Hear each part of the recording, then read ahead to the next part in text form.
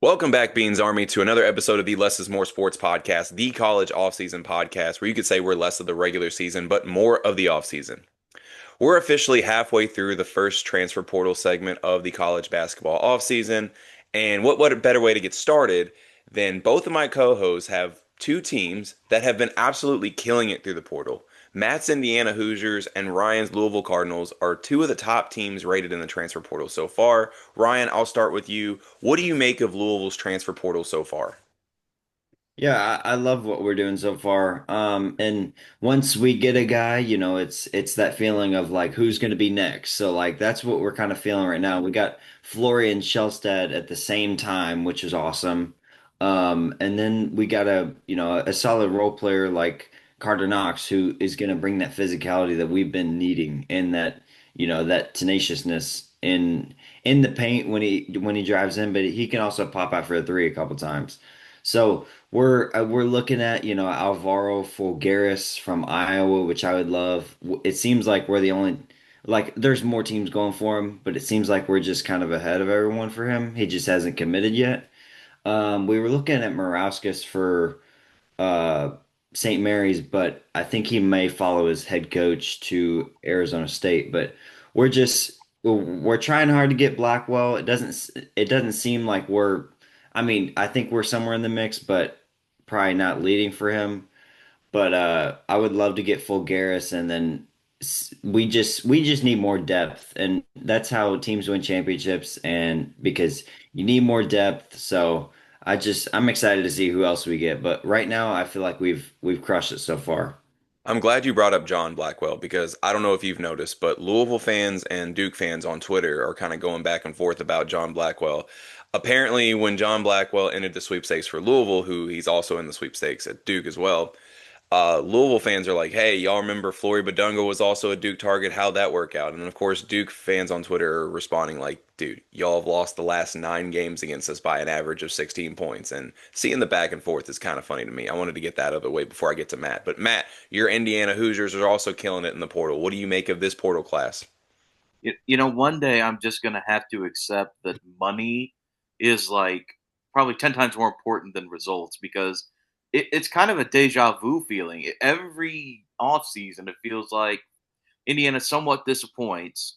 And then all of a sudden, it's like, oh, you got Omar Ballo. Here's Khalil Ware. Part of that is like the more rational side of me is like being we've had great portal hauls before and it hasn't led to anything. But this one, I kind of like the fact that there's not one dominant player, one dominant position they've recruited. Instead, it's been more focusing on what went wrong last year, which was bigger, more. They've got outclassed by bigger, more physical teams, and they've done a lot to amend that. I mean, the guards they've gotten are more exciting, more physical with the ball, more floor commanding. The freshmen, I think, that are coming in, that's not the point of this, are helping with them making those decisions a lot because I feel like they see the potential in those guys. But they've gone out and they've gotten a lot of size too, which is the one thing that they severely lacked. And shout out to Reed Bailey, our favorite memeable athlete. But Reed Bailey is not Samet Yigatoglou, who's going to, I expect, to kill it. He's not Aiden Sherrill, which really caught me off guard. I thought that was going to be the one where Michigan State sniped under the radar and took him because I knew they were pushing hard. And yeah, the guards. I mean, Marcus Burton. I know Notre Dame wasn't great last year to say the least, but Marcus Burton is a guy from the state. He's a good floor general. I'm excited to see what Harris can do. Mustafa looks really good on tape from what I've seen of him. He's a good slashing, driving guy, which is another thing they lack. He can take it to the rim as a good defensive guy and a good forward. Like I said, they got the size they need, and with the freshman coming in, and I guess Trent Sisley, whatever is left of him, it's actually a very complete looking roster. The only thing I think they're going to do now, and I know this is the other side of the fandom, is people are like, well, let's go out and get three more All Stars. I'm like, folks, there's only one ball. There is no way you are going to stack it with like three more guys who were starters, even at the mid major ish level, and not have problems with chemistry. So I presume that the backup big is coming, whether that's Yak Yak from Oregon State, whether that's ND Okafor from Washington State, or the guy who just entered the portal from USC, whose name's escaping me, who's 7'5".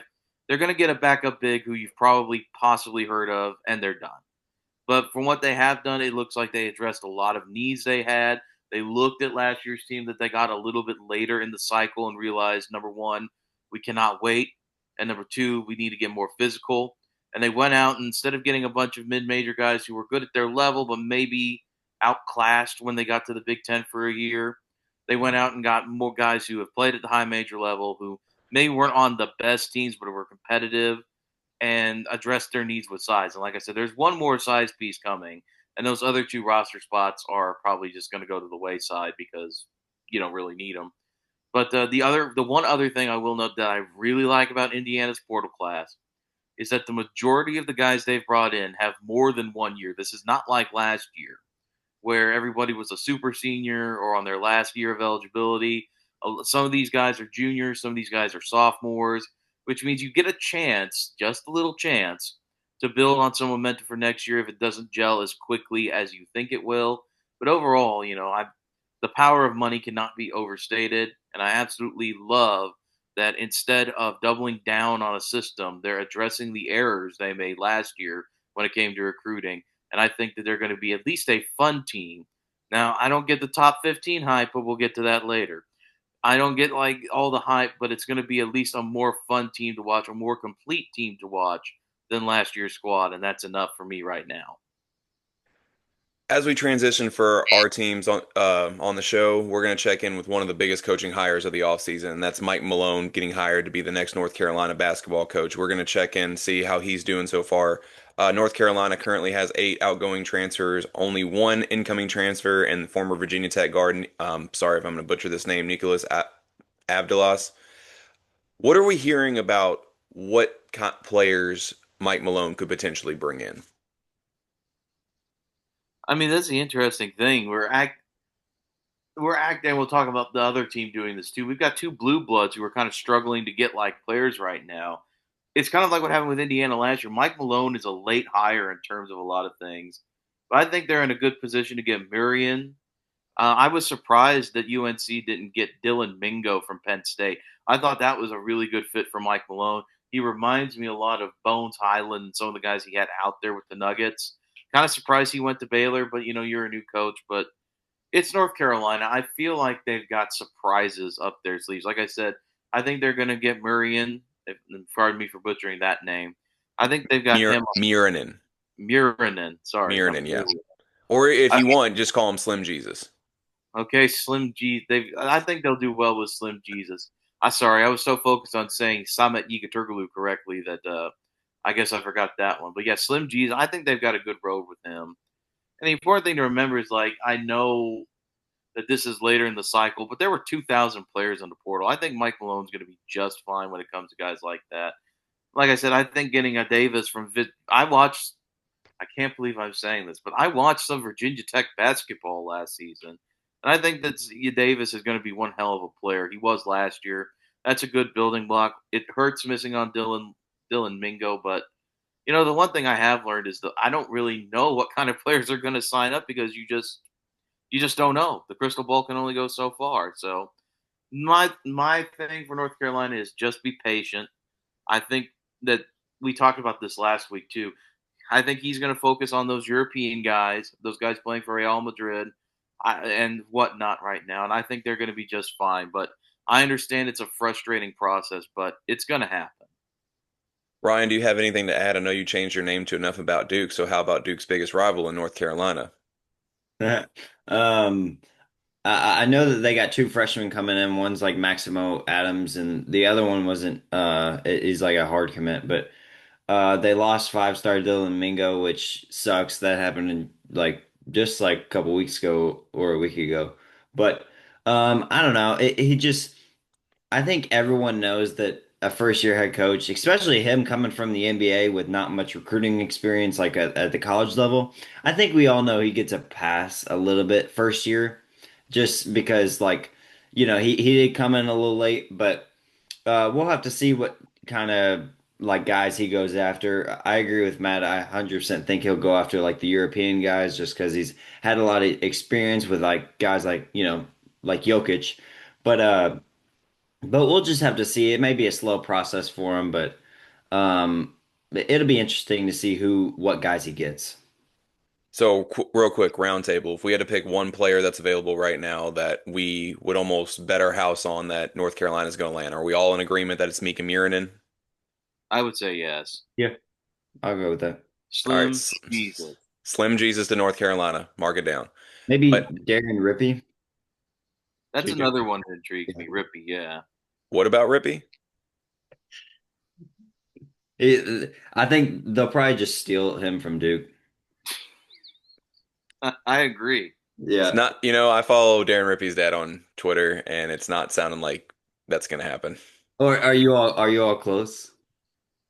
No, I just follow him on Twitter. Like, I've never talked to the He, guy in he, person. Yeah, right now, Les. Les he has, his voice matters when it comes to Rippy's decisions. It He matters to me, okay? That's all that matters. It Before we makes move my it, heart feel good, okay? yeah. No, but yeah, I would think that it was Mika Miernan. Yeah, we're all in agreement. If we had to pick one player that Mike Malone was going to land for North Carolina, it is going to be Slim Jesus, aka Mika Murinen. But and anyways, as we go from one blue blood that's stagnant to get players to another, there's a lot of buzz around the Kentucky Wildcats at the moment, but not for the reasons you expect. We're over halfway point in the portal cycle, and there's still a lot of question marks, not just about what next year's Kentucky team is going to look like, but at this point, if they'll even have a team. They Mhm. currently have one announced returner in Malachi Marino, one high school recruit in Mason Williams, and now one portal commit in Zoom Diallo from Washington. If that wasn't concerning enough, there's now leaked stories about Rob Wright's visit being an absolute train wreck, along with Donnie Freeman's. And now there seems to be less steam around the number one ranked recruit in the class of 2026 and Tyron Stokes. So, my question to you all, what is going on at Kentucky? Ryan, I'll start with you. I think they may have one more return, and that might be Cam Williams. Not fully for sure, but obviously they also lost. Well, they lost Denzel Aberdeen, who I didn't even know he had extra eligibility to go back to Florida. But yeah, it's a train wreck, and I'm loving it. As a Louisville fan, I absolutely love it.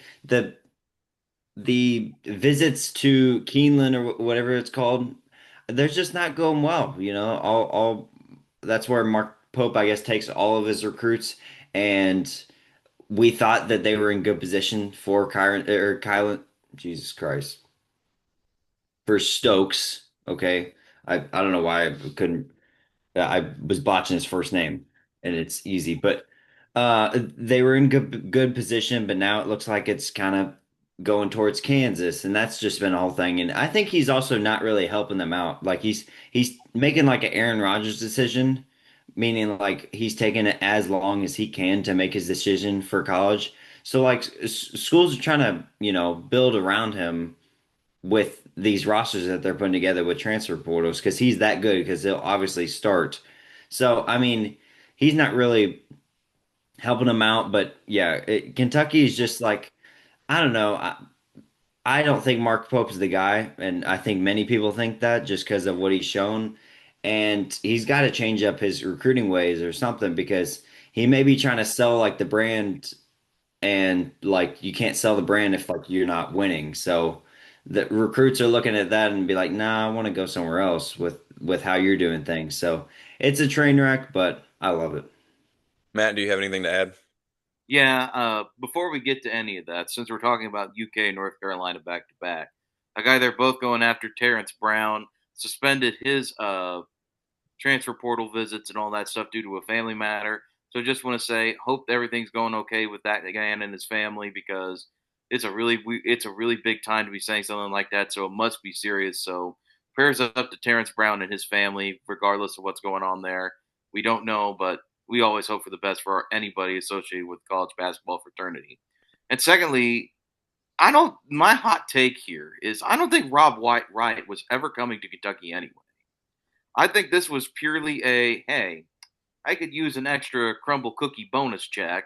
Why not act like I'm going to go to UK, go out, see the sights, do all that stuff, and then come back to BYU and be like, okay, well, I could go to Kentucky. Here's what they offer. It's like going to another company for an interview, kind of. He's just trying to get that good counter offer, get his salary up a little bit, because that move didn't surprise me as much as Gawaf from San Diego State, not committing to Kentucky and going to the DePaul Blue Demons instead. Not to not to disparage Chris Holtzman. He's building a wagon in Chicago from a program that, well, let's be honest, it was a freaking train wreck. That one was the one that really surprised me. But to all the UK fans out there, I do want to preach some patience. You do have Cam Williams.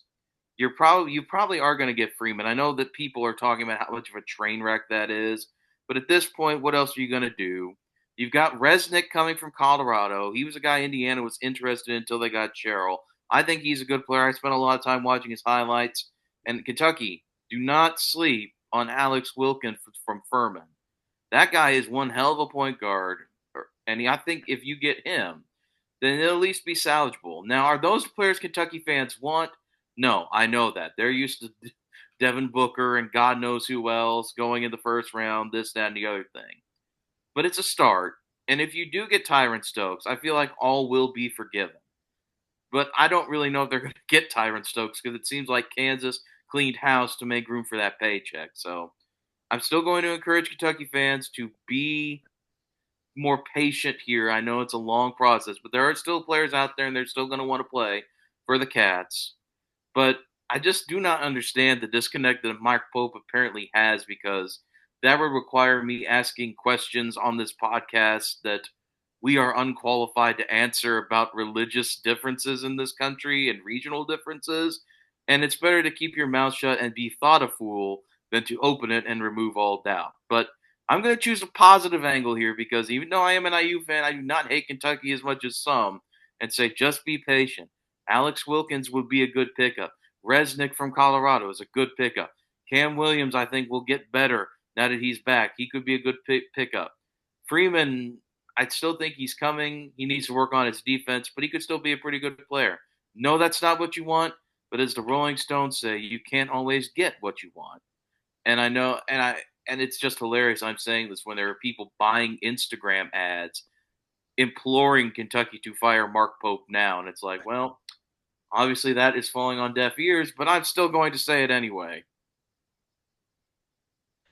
As we talk about two blue bloods that are stagnant to get players, at least neither one of these blue bloods are in the position that our beloved Will Wade is right now, because he Oh has my his God. work cut out for him. LSU currently has no players on the roster for next year.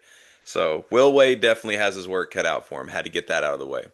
But as we talk about Kentucky whiffing on Rob Wright, Rob Wright is officially transferring to, I mean, not transferring, returning to BYU. And Matt gave us a whole lowdown on that. But Ryan, do you have anything to add on what your thoughts were when Rob Wright decided he was going to not go anywhere else but return to BYU? Yeah, I was listening to some of like the ESPN radio and like the Louisville and some Kentucky's fans on there. And they were saying it's trending towards he was going back, but supposedly he took less money to go back to BYU. So I don't know. It just wasn't meant to be between him and I want to say that I'm not honestly the highest on Rob Wright at all. I feel like he forces a ton of shots. He takes bad shots. He did well, I guess, some games with Devansa, but I didn't love everything that I saw. And I think and Ohio State was also going at him, but he was kind of mainly either BYU or going back to BYU or going to Kentucky. So, but I don't love his play compared to some of the other guards that are in the portal. That's a wild take, but I'm here for it. I was going to say that I thought getting Colin Chandler back was almost as big as getting Rob Wright back. Yeah. Now you've got kind of a big three going here now with Wright and Chandler, and you throw in Bruce Branch the third coming in. I know he's not quite what Dibansa was, but no one's AJ Dibansa. But No, Bruce Branch, he could be pretty good with like those guys around him, because he needs a better roster, I think, and he's got like a better roster forming around him with those two veteran guards. So we'll see, we'll see. I think BYU's in a good spot. yeah. But Following basketball recruiting, what I will say is that Yeah, as you expect. Like you don't expect your incoming freshman to be AJ Dybantsa. AJ Dybantsa is, the projected number one pick. So I mean, it's not really a hot take to say he's not that, but I think the gap between AJ Dybantsa and Bruce Branch III is a lot bigger than what a lot of people think. And this is coming from someone who is not the highest on AJ Dybantsa, is what I'm going to say to that. They're going to have to rely on more of the experienced players, is what I'm going to have to say. They're going to have to rely more on Rob Wright. They are going to have to rely more on Colin Chandler. But they have them, Yeah. and that's what matters. Exactly. Um, and we've been talking most of the time, but let's give you time. Let's talk about your Blue Devils and what you want to see from the portal side. I just want to see something happen. I mean, it seems like since the loss to UConn and our offseason officially started, this Duke team has taken their sweet ass time to do anything. A couple of days ago when I was at work, my phone was on power saving mode and I had Matt updating me, hoping that anything would happen in the Duke Blue Devil world. I did. And he did. Matt was the MVP, and he let me know that Caden Boozer was returning, which I absolutely love. I love that Caden Boozer is coming back. I love that he's going to be that experienced point guard to work with Darren Rippey Jr. And apparently, Darren Rippey Jr.'s dad took to Twitter and has the same opinion because he just tweeted out, "Let's effing go." So yes, I think that's a great move. But I'm also hearing that Patrick Ngongba, which Matt also informed me, but then I saw it from other Duke pages when I got off, that Patrick Ngongba is leaning towards coming back.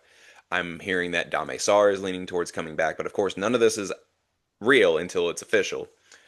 But what I will say to that, to make both of you all laugh, is with how slow everything is happening in this Duke's offseason, is I'm getting intrusive thoughts that maybe the whole freaking team is coming back. Maybe even Cam Boozer at this point. I know that's intrusive. I shouldn't be thinking that, but when everything's taking place so slowly, I can't help but to make my mind go there. It's like, are you all really gonna come back? Are we about to run it back? Did we not like the way? I mean, I know we all didn't like the way the season ended, so we trying to make right. But anyways, my perfect world, man. I don't. In all reality, I don't expect Cam Boozer to come back. He's a top five pick. He's more than likely gone.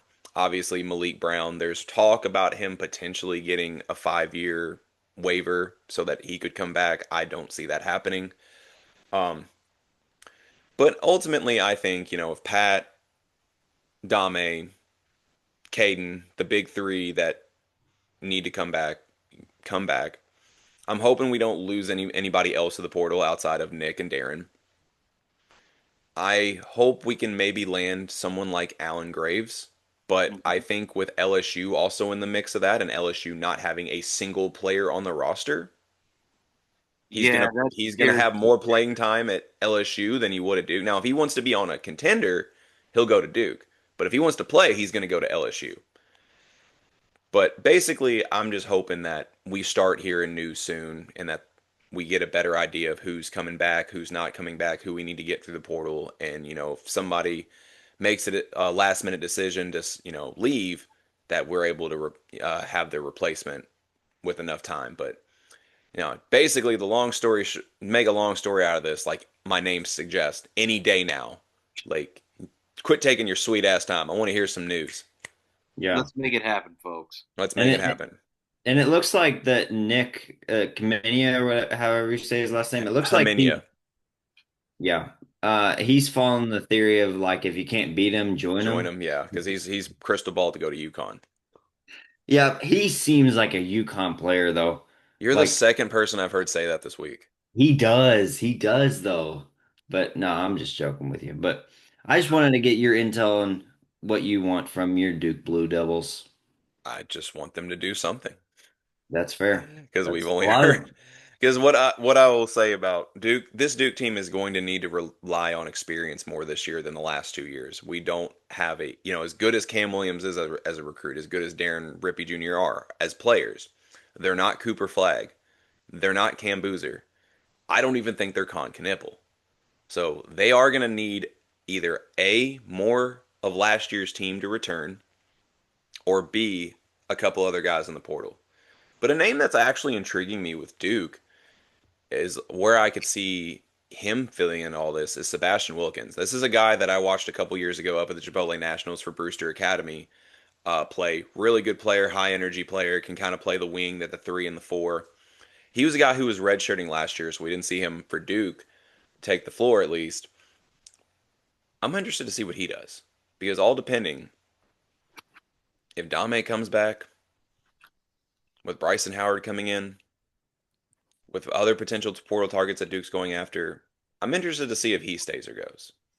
But regardless, things need to happen. They need to happen now, and hopefully Duke can get some experience because this freshman class is not going to be one they can lean on like the last couple years. But anyways, a lot has happened since our last show as the transfer portal. If you couldn't tell, if you're still listening to this point of the podcast, we're gonna go between Matt and Ryan of a move you liked since the last show. So Matt, I'll start with you on this one. Yeah, this one was an easy one for me, which is a dude who was kind of tied to Indiana, but I never thought he was coming here, and that's Bryson Tiller, not the singer, committing to the The University. singer from Louisville at that. Yeah. I'm surprised he didn't come home. That would have been funny. Never mind. But Bryson Tiller He committing just to. went, don't. Oh my god! I was waiting for that. I was waiting for that. But yeah, Bryson Tiller to Missouri, that really solidifies. Missouri has been putting in work, especially in Absolutely. their front court, putting him next to Jaden Carey and Trent Pierce. Pretty darn good. I like Bryson Tiller at Missouri. I think they're going to be just fine going next season. Dennis Gates trying to capitalize on some momentum from a weirdly uneven ending in like a strange blowout year at Missouri. I think that they're going to be just fine. They need to get more guard play though. Love Jameer Jones, but you got to have more than 3 guards on the roster. But getting a guy like Bryson Tiller, who is a known, I don't want to say commodity, a known player to a lot of folks to be your starting power forward, kind of solidifies the fact you're in it for real. But they've made a lot of really good under the radar moves too. But that one's kind of like the, oh, hey, Missouri basketball, it's a thing. And it contributes to the epic, well, not epic, the somewhat dormant at times border war rivalry with Kansas and Missouri. So Bryson Tiller going to be the Missouri starting power forward is my favorite move so far of the portal since we last spoke. It will probably change 9 times. I saw a tweet that actually made me laugh. Apparently, Flory Badunga posted Bryson Tiller going to Missouri on his Instagram story and called him a snake. And somebody on Twitter pointed out, it's like, hey, you also transferred from Kansas. So where do you have any room to talk here? Well, he went to Louisville at least. That's a couple states over. Yeah, he didn't go to a rival, but still, like, you left too, buddy. Like, you're no better here, buddy. He stayed at an Adidas school. He knew what he was doing. Ryan, do you have anything? Do you have a move Uh, that you liked? yeah, I like Jalen Harrelson going to Tennessee. I feel like that's a really good move. He averaged 16 points on a terrible Notre Dame team, and Terrible. yeah, they were awful. And but I like his physicality going to the rim. You know, he can really finish at the rim. He can shoot a little bit. He has a nice jump shot like from the mid range. He's a freshman, well, going into his sophomore year at Tennessee. That's a really, really good player. I feel like they, I mean, I feel like you know, they're forwards. I guess, yeah, he's 6'7". So 6'7". they may have missed a player like him this year, but Tennessee's getting a really, really good one. I thought Matt was going to steal mine, but he was going for another player that had t kind of ties with Indiana. I'm going for the I'm going for the memes here, man. I'm all about the memes. He's going Not for the singer. Jalen Harrelson definitely fits that Rick Barnes style wing for sure with his Yeah. physicality and everything like that. We just hit the 10-minute mark, so we're going to have to speed through these next couple segments. But we talked about a move we liked. What's a move we didn't like? Ryan, I'll start with you. Andre Yelovich to Ohio State. Ohio State, what are you doing? Okay. Jake Diebler, what are you doing? Time to wake up. Transfer portal has opened. All right. We need to make some news. We need to make some news, make some things happen. Um, Yelovich, nothing has blew my hair off. I know it's hard to blow this hair off, but like nothing has blown my hair off with his play at Kentucky. Even Kentucky fans would agree. I just never saw anything crazy. We need more than just him as a big man, and we have some solid returners, so we need to build better around him. I think it's definitely easier for me to blow my hair off than Ryan's at this point. So, Matt, what's a move that you didn't like? well, my biggest I don't know how to phrase this exactly, but Kansas adding one player and losing all of them. They did sign Keanu Dawes from Utah, but other than that, is there anybody in there in the building? I mean, you lose Bryson Tillard, you lose Flory Badunga, you lost Corbin Allen yesterday. You basically lost anybody you could develop. Keanu Dawes is a good player, and this isn't about Keanu Dawes because I almost picked Kansas because I forgot he existed and they didn't add anybody. If that makes sense, I thought Kansas still didn't have anybody committed from the portal.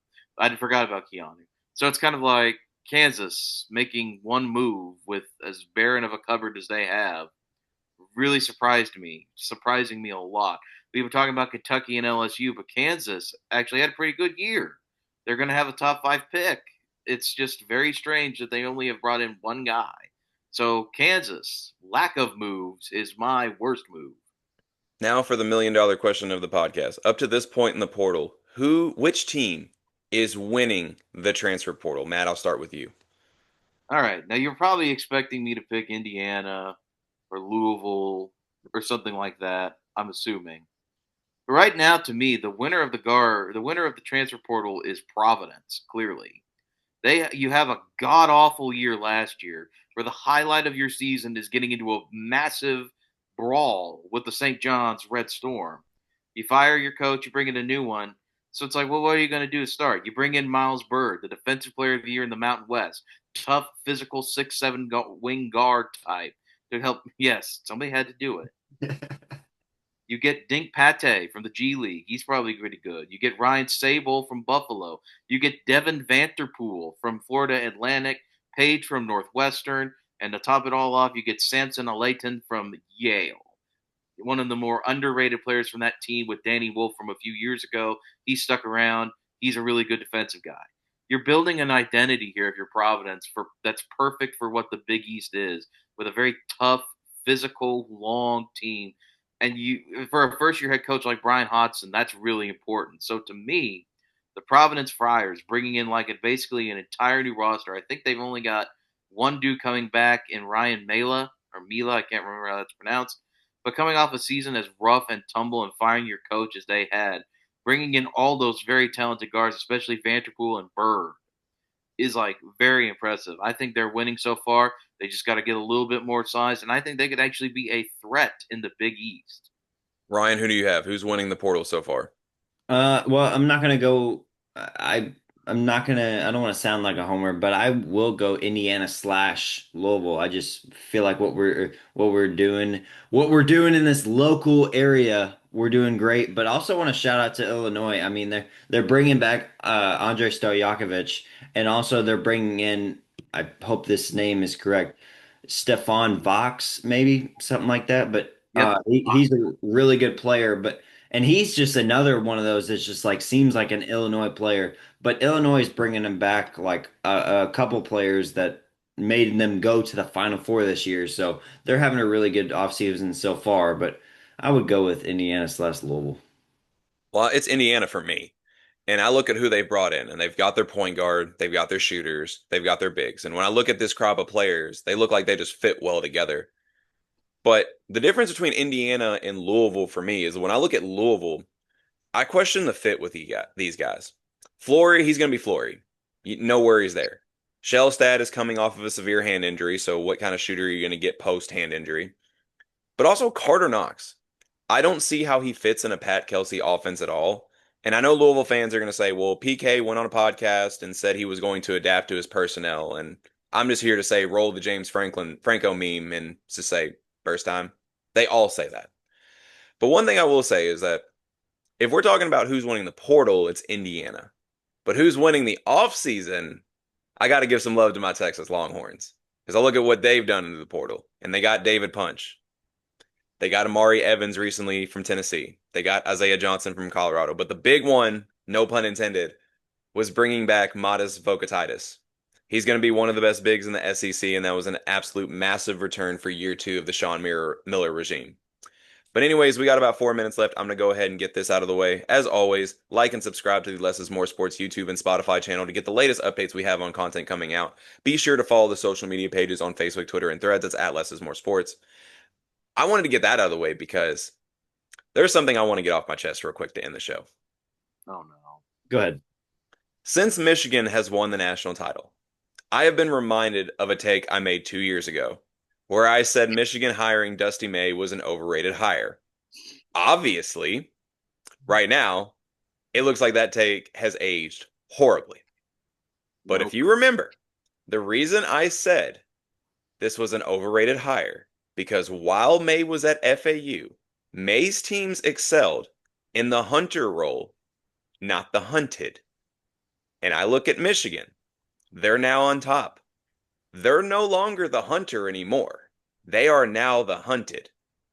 To fully see how this take will age, will Michigan continue to be a contender year in and year out, or will they be a one-hit wonder? Yet to be determined. I just had to get that off my chest. That reminds me back during the first year with Kurt Yeti, and Indiana destroyed Nebraska at that homecoming game, and everyone freaked out. And then this guy from Nebraska posted that Matt Rule's slow cooker would outdo Kurt Yeti's microwave, and then the next year happened. I got to be honest; those takes are kind of shaky to me. Shaky. Yeah, that Les Abbott take. I mean, it started off as white milk, turned into chunky milk that no one wants to drink. Badger milk from the animal. If you Why know, are you you know. whooping a badger? Oh my god! No, Have but y'all ever seen the animal? Yes, I've seen a badger. No, the animal, the movie with Rob Schneider. no. No. Well, he orders like he sees an ad for like Badger milk, and he orders it because apparently it's going to give him all these health benefits or whatever. And he orders it and he drinks it, and it's like all this chunky ass milk, and it looks disgusting. Ugh. No, but going to Michigan, obviously, I don't like Michigan at all. But Trey McKinney is going to be a star in the making. He's such a good point guard, and he's young. We'll see what they get in the portal with losing some of their big time guys, but I think that they will be good contenders, and they'll continue to be chunky milk, according to Les's take. Oh my gosh. They're going to Now continue to be chunky milk. I I will will say say that, JP Estrella is not Ademara. I will say that. No, no, but no. you keep Perez Johnson probably, and you keep Elliot Cadeau. You've got a Yeah. good score there. Now I think Ryan was onto something. No, I would fully expect Illinois to be the odds-on favorite because you're bringing back 5 rotational guys from a team that made it to the Final Four, and it's not like they're bench guys. You're bringing back a starting lineup that's pretty damn good, and adding in Vox from that's a loaded team, and Mhm. Quentin Coleman, the incoming freshman, kind of under the radar. Yeah, Illinois should be the odds-on favorite to win the Big Ten next basketball season, in my eyes. We will see. We will see. You know what? Oh, I shouldn't say that. That's evil. No, I'm not going to go there. You should say it. I'm not going to go there, Les. Go there. I'm not making any Keeneland jokes, Les. Do it.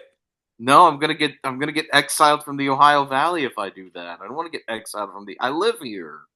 You'll be fine. Not anymore. Well, I'm not anymore. What is that supposed to mean, Ryan? That's it. I hate you again. I hate you.